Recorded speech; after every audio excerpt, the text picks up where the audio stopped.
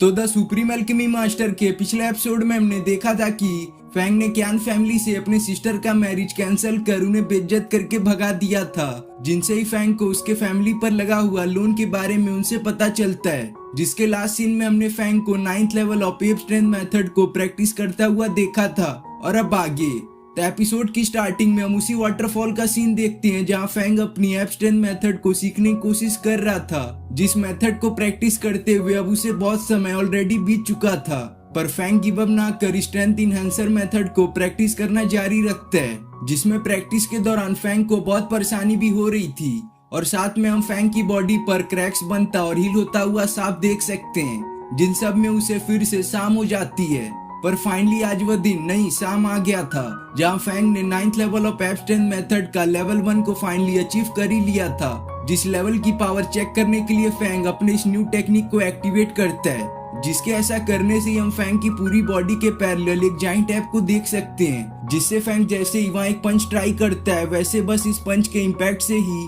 उसका target destroy होने के साथ एक स्ट्रॉन्ग वेव जनरेट करता है। जिसकी इतनी पावर को देख फैंग खुश होते हुए बोलता है, आखिरकार मैंने फर्स्ट लेवल को अनलॉक कर ही लिया, जो फैंग डिजर्व भी करता था क्योंकि उसने इसके लिए बहुत ज्यादा मेहनत जो की थी। लेकिन तभी फैंग के पीछे से एक स्नेक काफी फुर्ती दिखाते हुए फैंग को बाइट करने की कोशिश करता है, पर इस स्नेक का यह मूव उसके लाइफ का सबसे बड़ा मिस्टेक होता है, क्योंकि फैंग उसे देखने के साथ अभी के अनलॉक किए हुए वायलेंट एप स्ट्रेंथ मेथड की थोड़ी सी स्ट्रेंथ यूज करके उस स्नेक को बहुत मारता है, जिसके 2 पंच से स्नेक जो कुछ समय पहले बहुत फुर्तीला हुआ करता था अब उसकी हालत कुछ ऐसी हो चुकी थी कि वह ढंग से चल भी नहीं सकता था। जिसकी ऐसी हालत को देखकर फैंग अपने आप को रोक नहीं पाता और उस स्नेक को बहुत ही अच्छी तरह से पकाकर खा जाता है, क्योंकि यहाँ पर फैंग को प्रैक्टिस करते हुए अब बहुत ज्यादा समय हो चुका था, जिसकी वजह से उसे काफी भूख लग रही थी। जिस स्नेक को खाने के बाद फैंग स्नेक की याद में उसका कोर अपने पास ही रख लेता है। जिसके बाद हम अगले दिन का सीन देखते हैं जहां पर फैंग फिर से इस वायलेंट एप स्ट्रेंथ मेथड को प्रैक्टिस कर रहा था,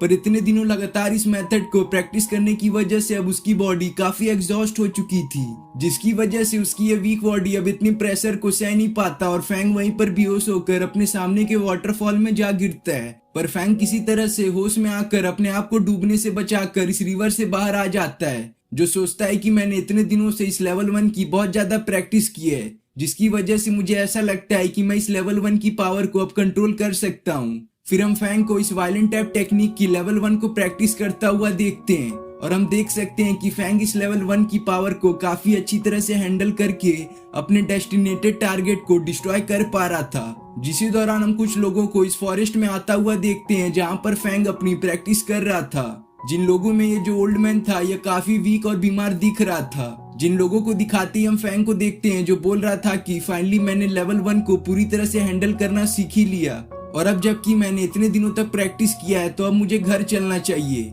जिसके साथ ही हमें फैंग इस टेक्निक की एक बहुत ही जरूरी बात बताता है कि जो भी कल्टीवेटर इस वायलेंट टाइप टेक्निक को प्रैक्टिस करता है उसे इस टेक्निक को रेगुलर बेसिस पे प्रैक्टिस करना पड़ता है, वरना वह इसे कभी भी मास्टर नहीं कर पाता। जो सब बातें बताते हुए फैंग उसी फॉरेस्ट से गुजरता है जहां पर हमने उन 3 लोगों को आता हुआ देखा था। जो 3 लोगों को फैंग अपनी ओर आता हुआ देख उनमें जो लड़की होती है फैंग उसका एल्केमी बैच को नोटिस करता है और यह जो ओल्ड मैन था इसके पास एक स्पिरिचुअल कोर था। जिन वैल्यूएबल आइटम को देखकर फैंग बोलता है कि अगर जो स्पिरिचुअल कोर उस ओल्ड मैन के पास मौजूद है, अगर मुझे वह मिल जाए तो मैं अपनी सिस्टर के खोए हुए मार्शल आर्ट्स को वापस से जगा सकता हूँ, क्योंकि यह जो स्पिरिचुअल कोर था यह बहुत ही एक इम्पोर्टेंट इंग्रेडिएंट है मेरिडियन रिन्यूएबल पिल को बनाने के लिए, जिस पिल में पावर है कि वह किसी भी कल्टीवेटर के डैमेज मेरिडियन को वापस से हील कर सकता है। और वैसे भी मेरे पास तो सुहोंग की एल्केमी नॉलेज है ही, जिसकी हेल्प से मैं इस मेरिडियन रिन्यूएबल पिल को बहुत ही आराम से बना सकता हूँ। तो ओल्ड मैन जब देखता है कि फैंग उसे देखकर कुछ सोच रहा है तो वह उससे पूछता है, बेटे लगता है कि तुम यहीं के हो,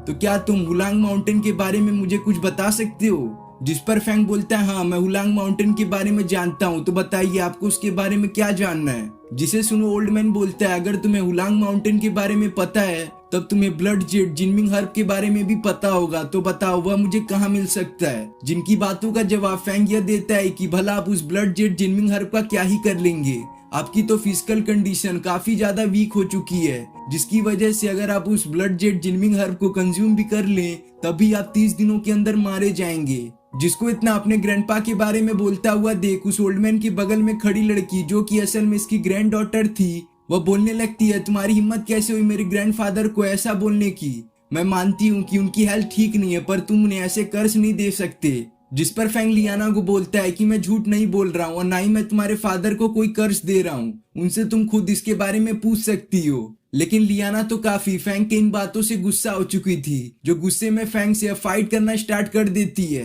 पर फैंग अभी काफी पावरफुल हो चुका था, जो लियाना के किए हुए सभी अटैक को काउंटर करते हुए अभी के सीखे हुए जाइंट टेप टेक्निक के लेवल 1 का यूज करके एक बहुत ही पावरफुल पंच उसे दे मारता है, जिसके लगते लियाना अब इंजर्ड होने के साथ पीछे भी चली जाती है। तो वो ओल्ड मैन जब देखता है कि उसकी ग्रैंड डॉटर फैंग से लड़ रही है, जिसके बताए हुए सभी बात असल में सच थे, तो वह तुरंत ही उनके फाइट को रोक देता है और फैंग से सवाल करता है कि आखिर तुम्हें कैसे पता कि मेरे पास जीने के लिए बस कुछ ही दिन रह गए हैं। जिस पर फैंग उन्हें बताता है कि ब्लड जेड जिनमिंग हर्ब किसी भी कल्टीवेटर की खोई हुई एनर्जी और ब्लड को वापस से रिगेन करवा सकता है, पर आपके केस में आपका ब्लड बहुत ही ज्यादा लॉस हो चुका है, जिसकी वजह से ये ब्लड जेड जिनमिंग ग्रास आपके किसी भी काम का नहीं है। और अगर आपको मेरी बातों पर विश्वास नहीं है तो आप ब्लड जेड जिनमिंग ग्रास को बस कंज्यूम करते रहिए, देखिएगा आप 30 दिनों के अंदर कन्फर्म ही मारे जाएंगे। जिसके इन बातों से वो ओल्ड मैन समझ जाता है कि फैंग के पास काफी ज्यादा हर्ब्स का नॉलेज है और अगर उसके पास यह सब है तो वह जरूर एक एल्केमिस्ट भी होगा।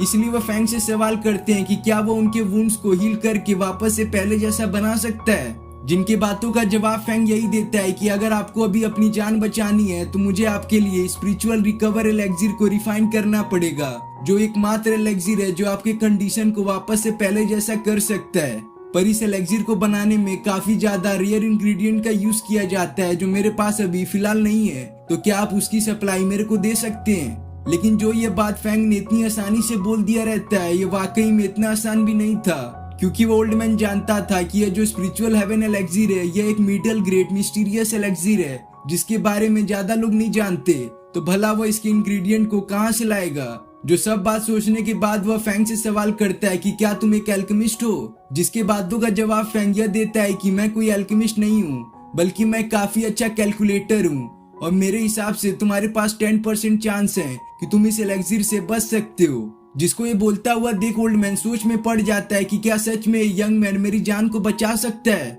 जिसको इतना सोचता देख लियाना अपने ग्रैंडफादर से बोलती है कि हमें इस लड़की की बात को सुनने की कोई भी जरूरत नहीं है, हमें बस यहाँ पर ब्लड जेड जिनमिंग हर्ब को करेक्ट करके प्रेसिडेंट एडी को देना पड़ेगा, वह जरूर ही आपके इंटरनल इंजरी को हील कर सकते हैं। पर वो ओल्ड मैन के माइंड में तो कुछ और ही चल रहा था, वह तो बस यही सोच रहा था कि भले ये बंदा एक यंग मैन है पर उसको एल्केमी और हर्ब के बारे में बहुत ही ज्यादा नॉलेज है, और जिस प्रेसिडेंट एडी की बात लियाना कर रही है उनके पास ऑलरेडी यह 2 बार ब्लड जेड जिनमिंग हर्ब को ले जा चुके हैं, पर वह ढंग से इसके पिल को भी रिफाइन नहीं कर पाते। जिन सब बातों को वो ओल्ड मैन ध्यान रखते हुए फैंग को बोलते हैं कि मैं तुम्हें सभी इंग्रेडिएंट को प्रोवाइड करूंगा, बस तुम मेरे लिए वो एलेक्सिर को रिफाइन कर दो। तो फैंग उन्हें बोलता है कि मैं आपके लिए वो एलेक्सिर तो रिफाइन कर दूंगा, पर इसके लिए आपको मेरी 2 कंडीशन को मानना पड़ेगा। पहली कि आपको मुझे ये स्पिरिचुअल कोड देना पड़ेगा जो आपने अपने गले में पहना है। जिसको ये बोलने की देर थी कि वो ओल्ड मैन अपने पास से ये स्पिरिचुअल कोड बाहर निकाल कर फैंग को दे देता है,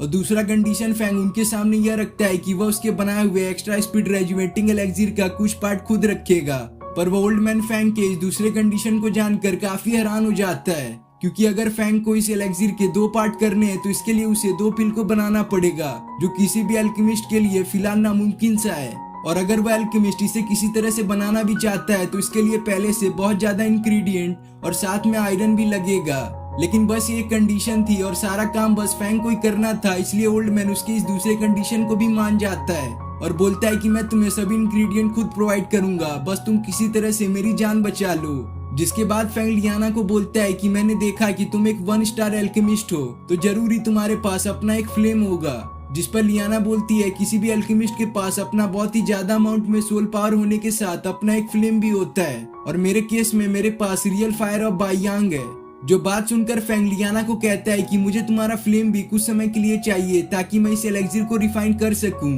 जिसके बोलने के साथ ये एपिसोड यहाँ पे खत्म हो जाता है।